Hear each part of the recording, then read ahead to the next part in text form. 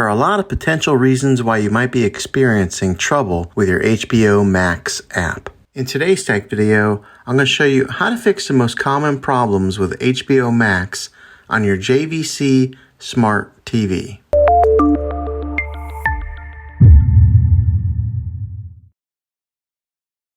Get your HBO Max app back up and running as quickly as possible. The first one, it's the easiest one to try, and that is to unplug your TV from the wall outlet and wait 60 seconds. Now don't be impatient here, wait the whole 60 seconds, then plug it back in. This is very different from turning your TV on and off with your remote control. This is what we call a hard reset of your TV, so make sure you do this method. If that doesn't work, then find your router that is giving you Wi-Fi and unplug the power to that for 60 seconds. Then plug it back in. If it fixes it, great. If not, let's go ahead and move on to the next method. Try deleting the HBO Max app on your TV. Go to wherever your apps are located on your system and remove the app altogether. Then reinstall the HBO Max app again. After you reinstall it, you might have to log back in with all of your credentials, but hopefully this will work. And if that doesn't work, then I recommend buying an affordable Roku stick, Fire Stick, or Apple TV 4K.